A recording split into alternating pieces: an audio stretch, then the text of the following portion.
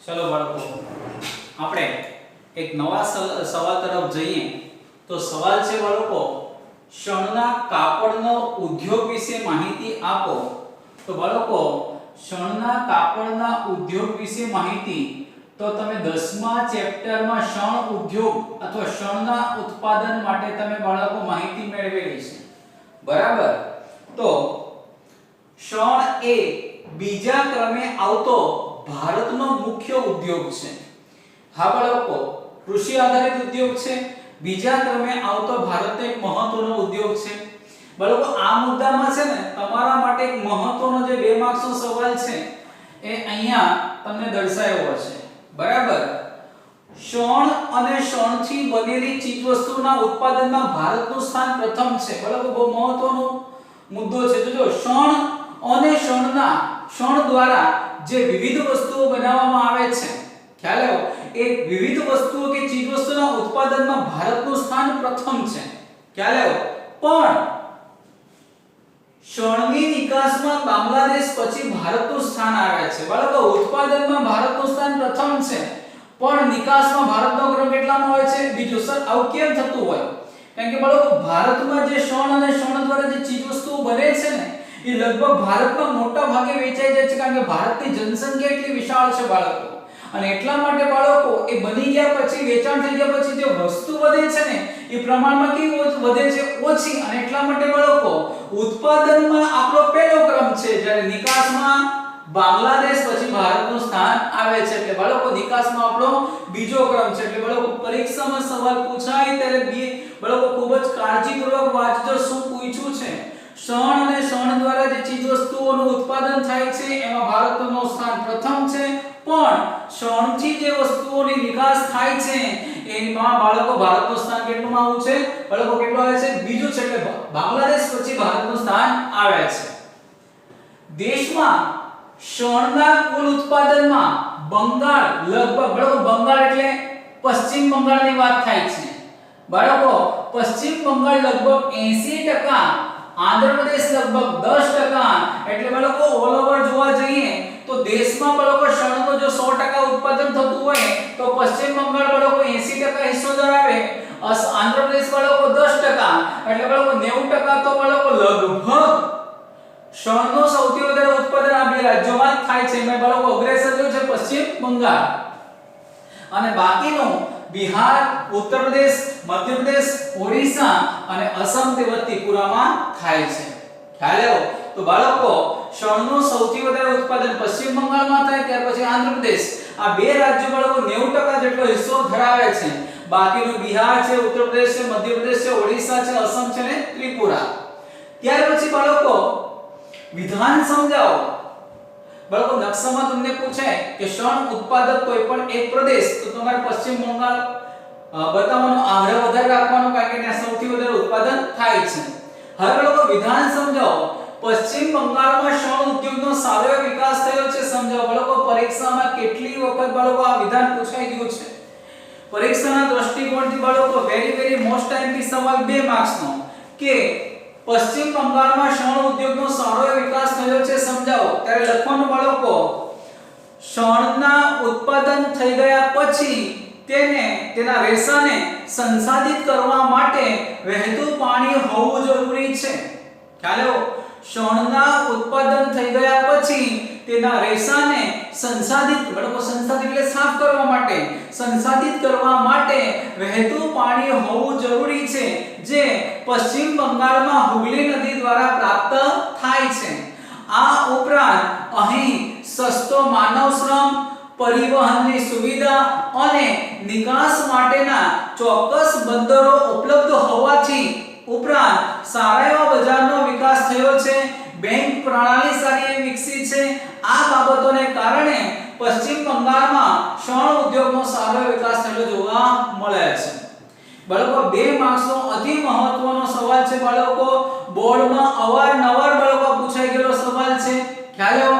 શું સવાલ છે તો બાળકો પશ્ચિમ બંગાળમાં શણ ઉદ્યોગનો સારો વિકાસ થયો છે સમજાવો। તો લખવાનો શણનું ઉત્પાદન થઈ ગયા પછી તેના રેસાને સંસાધિત કરવા માટે વહેતું પાણી હોવું જરૂરી છે, જે પશ્ચિમ બંગાળમાં હુગલી નદીના માધ્યમ દ્વારા પ્રાપ્ત થાય છે. આ ઉપરાંત અહીં કાબેલ, કાર્યક્ષમ, સસ્તા શ્રમિકો, પરિવહનની સુવિધા, બેંક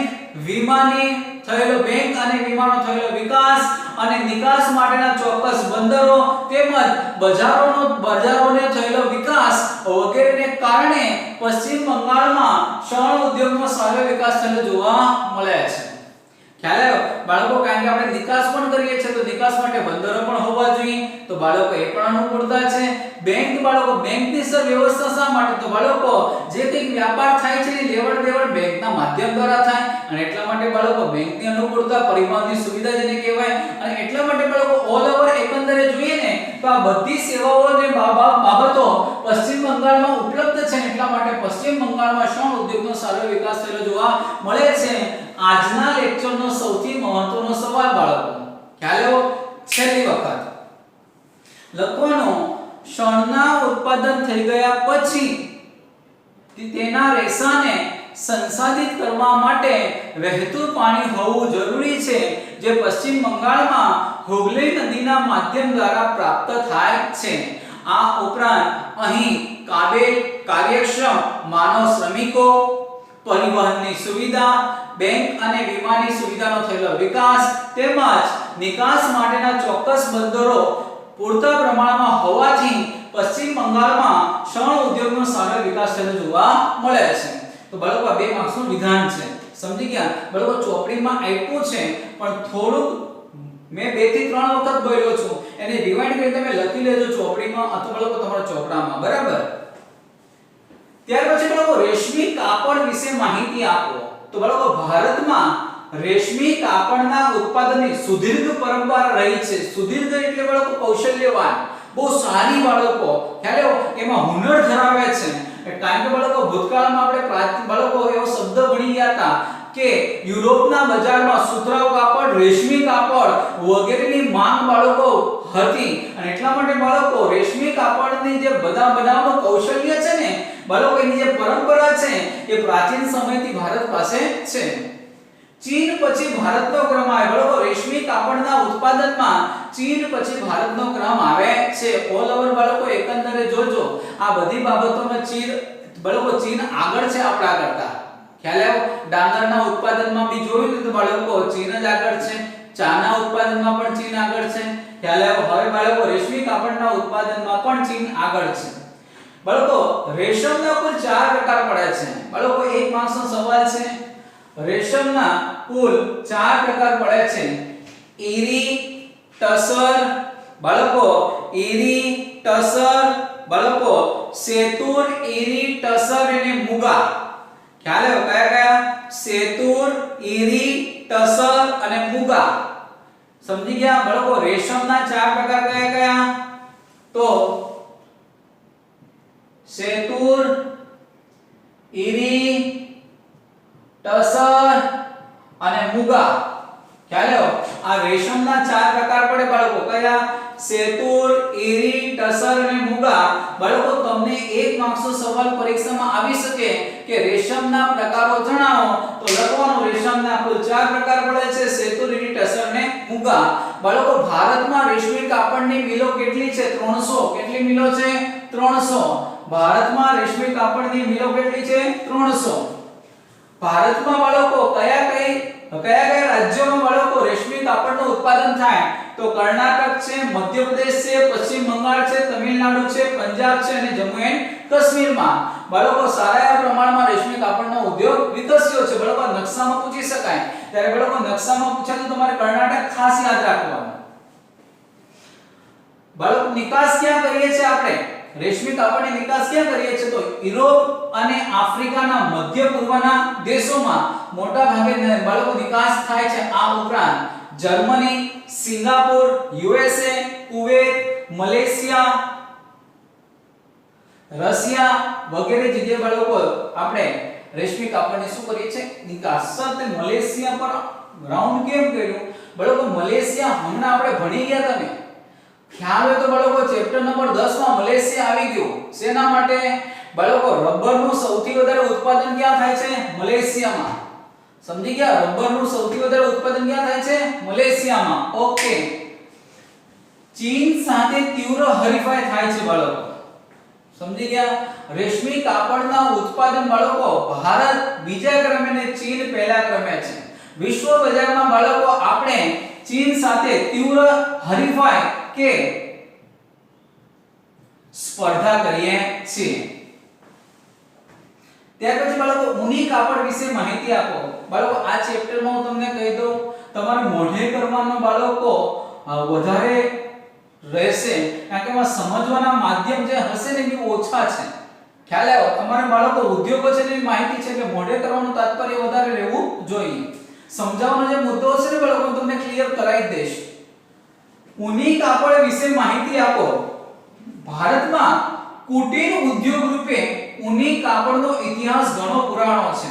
હા બાળકો, ભારતમાં એક કુટીર ઉદ્યોગ હતો. ખ્યાલ આવ્યો? બાળકો થોડા વર્ષો પહેલા છે ને ઘરે ઘરે બાળકો ઊનના કપડા બનાવવામાં આવતા. ખ્યાલ આવ્યો? અને એટલા માટે બાળકો એક કુટીર ઉદ્યોગ રૂપે ઊની કાપડનો ઇતિહાસ ઘણો જૂનો છે. પુરાણો એટલે જૂનો છે.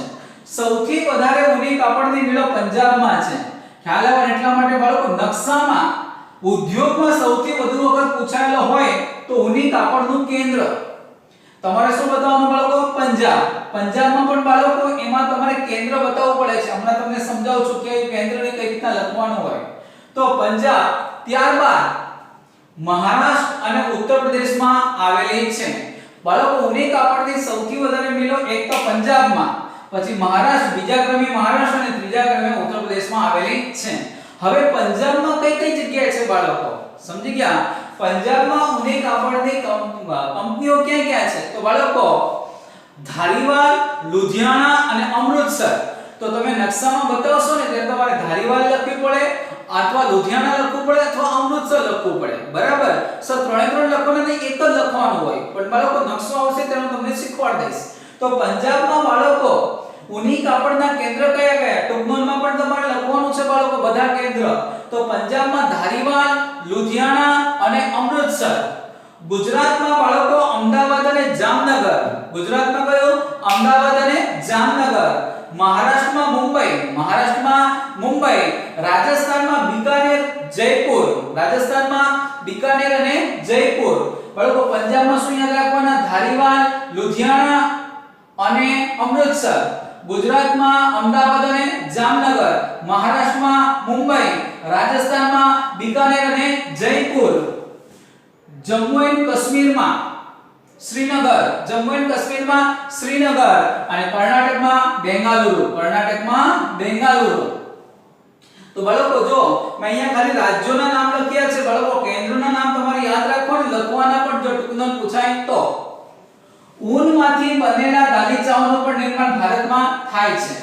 બાળકો આપણે કયા કયા દેશોમાં નિકાસ કરીએ છીએ? તો America, Canada, Germany, France, Russia વગેરે દેશોમાં બાળકો આપણે ઊની કાપડની શું કરીએ છીએ? નિકાસ. કૃત્રિમ કાપડ. બાળકો મેં લખ્યું નથી કારણ કે કૃત્રિમ કાપડ વિશે માહિતી બાળકો એકદમ સિમ્પલ છે. માનવ નિર્મિત રેસામાંથી બનેલું આ કાપડ છે જેમાં બાળકો કરચલી પડતી નથી.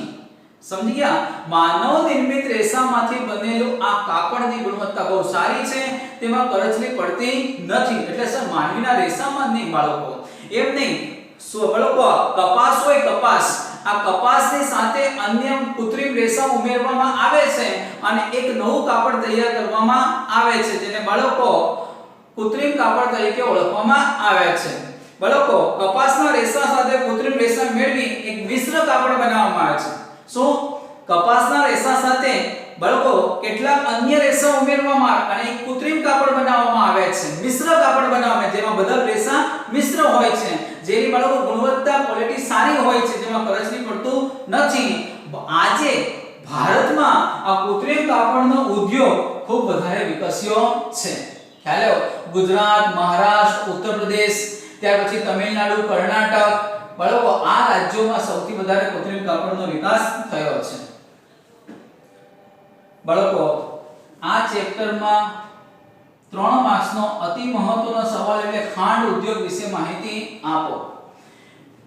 ખેતી પર આધારિત ઉદ્યોગમાં કાપડ પછી બીજું સ્થાન ભારતમાં ખાંડ ઉદ્યોગનો છે.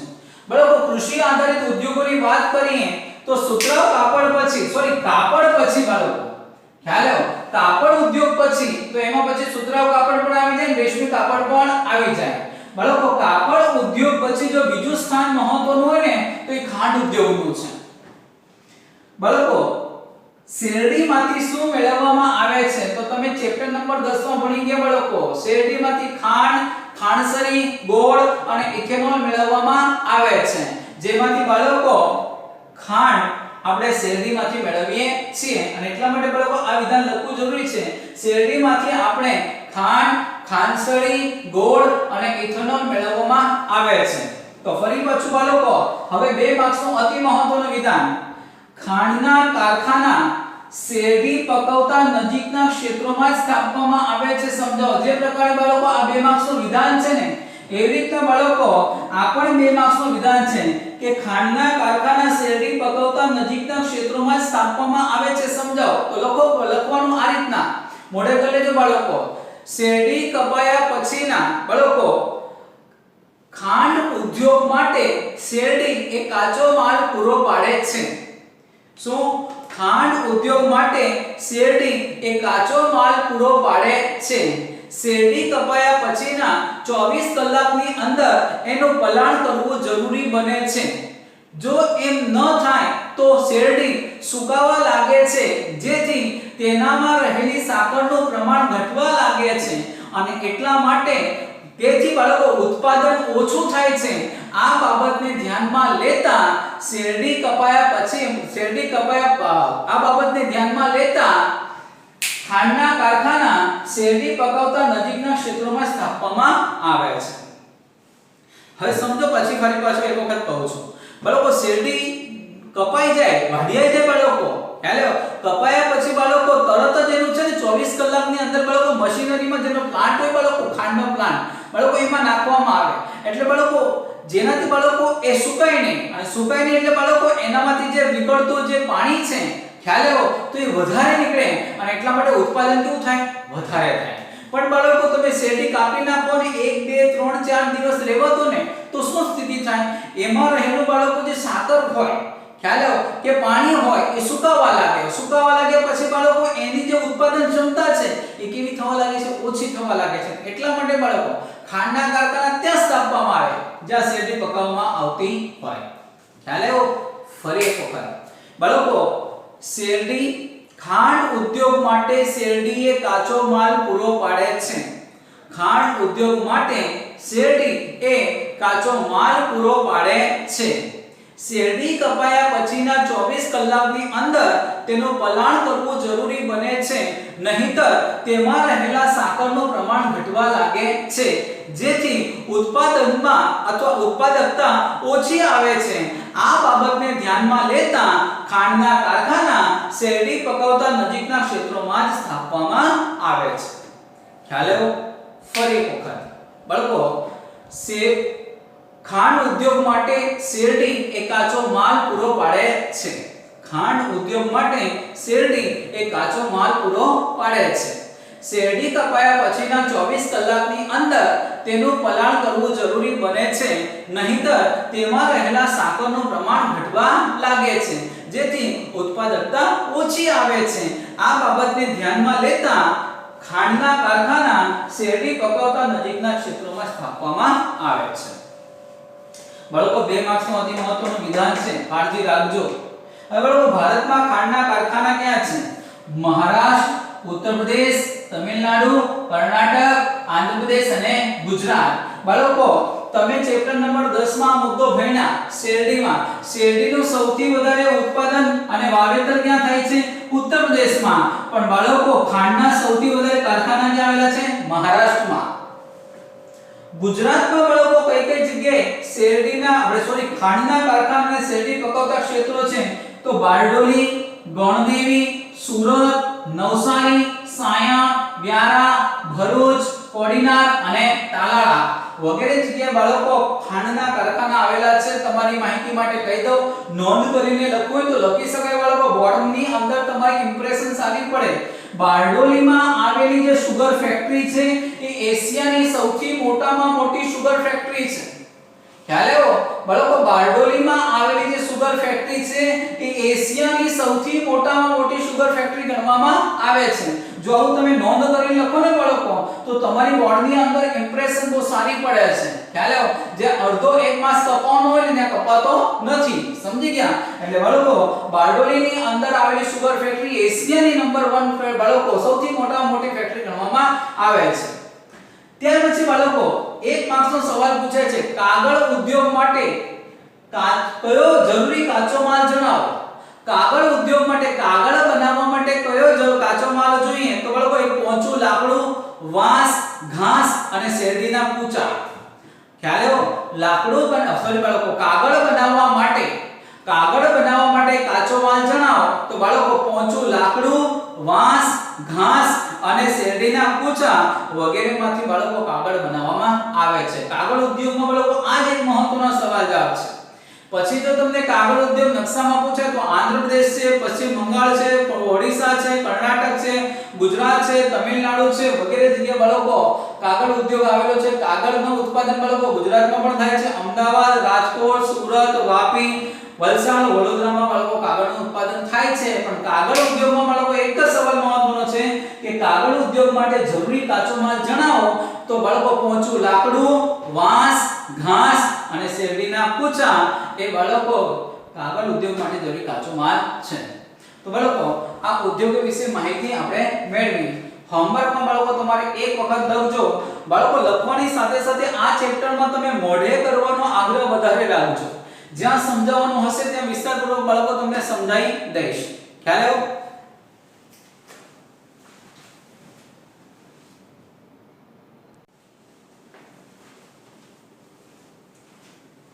ચલો બાળકો સવાલને કન્ટિન્યુ કરીએ.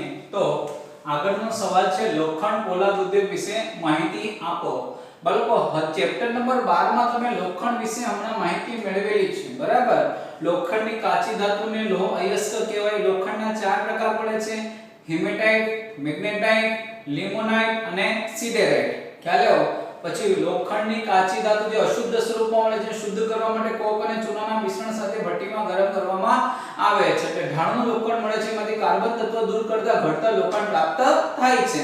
બાળકો લોખંડનો સૌથી અનુમાનિત જથ્થો આપણા દેશમાં કર્ણાટક રાજ્યમાં છે. બાળકો આવી માહિતી તમે લોખંડ વિશે માહિતી મેળવેલી. બરાબર? સાથે સાથે બાળકો પોલાદ વિશે પણ માહિતી મેળવેલી, કારણ કે મેંગેનીઝનો સૌથી વધારે ઉપયોગ પોલાદની બનાવટમાં થાય છે.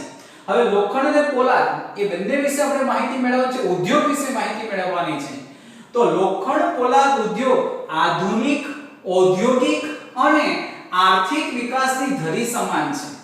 આજે બાળકો કોઈ પણ દેશે ઉદ્યોગની અંદર અગ્રેસર થવું હોય, દેશને આર્થિક વિકાસમાં આગળ લઈ જવું હોય તો બાળકો લોખંડ પોલાદનો ઉદ્યોગ એ વિકાસના, એ દેશના એક ધરી સમાન છે. એટલે બાળકો આ એ દેશમાં આ ઉદ્યોગનો પૂરતા પ્રમાણમાં વિકાસ થયેલો હોવો જોઈએ. તેના ઉત્પાદનોથી જ અન્ય ઉદ્યોગોના યંત્રો અને સંરચનાનું નિર્માણ થાય છે. હા બાળકો, તેના ઉત્પાદનોથી જ, એટલે બાળકો લોખંડ પોલાદના ઉત્પાદન હોય તો જ બાળકો આજે વિવિધ અન્ય ઉદ્યોગોના યંત્રો અને અન્ય સંરચનાનું નિર્માણ થાય છે. મશીનરી હોય, પ્લાન્ટ હોય, યંત્રો હોય બાળકો, કોઈ પણ યંત્ર, કોઈ પણ મશીનરી, કોઈ પણ પ્લાન્ટ બાળકો તમે સ્થાપો તો એનામાં લોખંડ અને પોલાદનો સવિશેષ ઉપયોગ થાય છે. ખ્યાલ આવ્યો? આજે આ બોર્ડ હોય કે માર્કર પેન હોય બાળકો, એને બનાવવા માટે એના જે સાધનો છે, એની જે મશીનરી છે, એના જે યંત્રો છે, એ યંત્રો, સાધનો કે મશીનરી બાળકો લોખંડ પોલાદમાંથી જ બનેલા હોય છે. એટલા માટે કહેવાય છે કે ઉત્પાદનોથી જ અન્ય ઉદ્યોગોના, પછી સુતરાઉ કાપડની કંપની હોય કે રેશમી કાપડની કંપની હોય, એની વન બાળકો કે કાગળ બનાવતા ઉદ્યોગો હોય, એના જે પ્લાન્ટ હોય, એની જે મશીનરી યંત્રો હોય બાળકો, એ લોખંડ પોલાદમાંથી જ બનાવવામાં આવે છે. એટલે કહેવાય છે કે એ યંત્રોની સંરચનાનું નિર્માણ આ લોખંડ પોલાદ દ્વારા થાય છે. આ ઉદ્યોગને ચાવીરૂપ ઉદ્યોગ પણ ગણી શકાય. એક મહત્વનો ઉદ્યોગ તરીકે ચાવીરૂપ ઉદ્યોગ એટલે બાળકો ખૂબ જ મહત્વનો ઉદ્યોગ. ભારતમાં લોખંડ બનાવવાની પ્રક્રિયા ઘણી જ પ્રાચીન છે. ખ્યાલ આવ્યો? ભારતમાં બાળકો લોખંડ બનાવવાની પ્રક્રિયા ઘણી પ્રાચીન છે. તો કઈ રીતના? તો બાળકો એક મસ્ત વિધાન આપેલું છે કે દમાસ્કસમાં તલવાર બનાવવા માટે લોખંડની આયાત ભારતમાંથી કરવામાં આવતી. ખ્યાલ આવ્યો?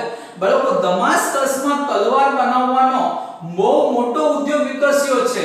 ઘણાને બાળકો આ મુદ્દામાં મહત્વની બાબત એ છે કે બાળકો દમાસ્કસ ભારતમાંથી આયાત કરતું લોખંડ, કારણ કે બાળકો દમાસ્કસ એ સિરિયામાં આવેલું એક શહેર છે. ખ્યાલ આવ્યો? દમાસ્કસ એ સિરિયામાં આવેલું એક શહેર છે જ્યાં બાળકો તલવાર બનાવવામાં આવે છે. પણ આ તલવાર બનાવવા માટે જે લોખંડની જરૂરિયાત રહેતી હતી એ લોખંડની જરૂરિયાત પૂર્તિ કરવાના હેતુથી આ દમાસ્કસ શહેર ક્યાંથી બાળકો લોખંડની આયાત કરતું હતું? ભારતમાંથી. એટલે બાળકો દમાસ્કસ છે ને સિરિયાનું એક શહેર છે. ખ્યાલ આવ્યો? એટલે વિધાન આ રીતના છે કે દમાસ્કસમાં તલવાર બનાવવા માટે લોખંડની આયાત ભારતમાંથી કરવામાં આવતી હતી. અને એટલા માટે બાળકો પ્રાચીન સમયથી છે ને ભારતમાં આ ઉદ્યોગ સારો વિકસ્યો છે. ભારતમાં આધુનિક રીતે લોખંડ બનાવવાનું સૌપ્રથમ કારખાનું, બહુ મહત્વનો સવાલ બાળકો, ભારતમાં લોખંડ બનાવવાનું સૌપ્રથમ કારખાનું ક્યાં સ્થાપવામાં આવ્યું હતું? તો તમિલનાડુના પોર્ટો નોવા ખાતે. કઈ જગ્યાએ? તમિલનાડુના પોર્ટો નોવા ખાતે સ્થાપવામાં આવ્યું હતું. પરંતુ બાળકો આ ઉદ્યોગ લાંબા સમય સુધી ચાલ્યો નહીં. કેટલા કારણોસર આ જે કંપની હતી, આ કારખાનું હતું બાળકો, શું થઈ ગયું? બંધ. ખ્યાલ આવ્યો? પણ બાળકો કાળજી રાખજો, સવાલ તમને પરીક્ષામાં પૂછાય. લોખંડ બનાવવાનું સૌપ્રથમ કારખાનું ક્યારે સ્થાપવામાં આવ્યું હતું? ક્યાં સ્થાપવામાં આવ્યું હતું? તો તમિલનાડુના પોર્ટો નોવા ખાતે. પણ કેટલા કારણોસર બાળકો આ કારખાનું શું થઈ ગયું? બંધ થઈ ગયું. પશ્ચિમ બંગાળમાં કુલ્ટી ખાતે કાચા લોખંડનું સફળ ઉત્પાદન થયું. ત્યાર પછી બાળકો 1907 માં ઝારખંડના જમશેદપુરમાં કારખાનાની સ્થાપનાથી લોખંડ પોલાદનું ઉત્પાદન મોટા પાયે થવા લાગ્યું. અને અહીંથી બાળકો ભારત દેશને એક નવો વળાંક મળ્યો. ખ્યાલ આવ્યો? કારણ કે 1907 માં ઝારખંડમાં જમશેદપુરના બાળકો, જમશેદપુરમાં જે ટાટા કંપની છે એ ટાટા કંપની બાળકો 1907 માં, હું લખ્યું નથી પણ તમને જણાવી દઉં છું. તો બાળકો 1907 માં એ કારખાનાની શરૂઆત કરી અને એ કારખાના દ્વારા બાળકો ભારતમાં મોટા પાયે લોખંડ પોલાદનું ઉત્પાદન થવા લાગ્યું. નામ હતું બાળકો Tata iron and steel company, TISCO કહેવાય એને. બરાબર? Tata iron and steel company દ્વારા બાળકો મોટા પાયે પર ઉત્પાદન થવા લાગ્યું. અને ત્યાર પછી બાળકો ભારતમાં અલગ અલગ જગ્યાએ અલગ અલગ લોખંડ પોલાદના કારખાનાની શરૂઆત થઈ. પશ્ચિમ બંગાળમાં બાળકો બર્ણપુર, કર્ણાટકમાં ભદ્રાવતી, ભિલાઈ લોખંડ પોલાદ, રાઉરકેલા, દુર્ગાપુર લોખંડ પોલાદના કારખાના સ્થપાયા. સાથે સાથે બાળકો લોખંડ પોલાદનું મોટા પાયે ઉત્પાદન તો થયું જ, સાથે સાથે દેશમાં બાળકો, દેશના લોકોને રોજગારીની પણ બાળકો એક વ્યાપક સુવિધા પ્રાપ્ત થઈ.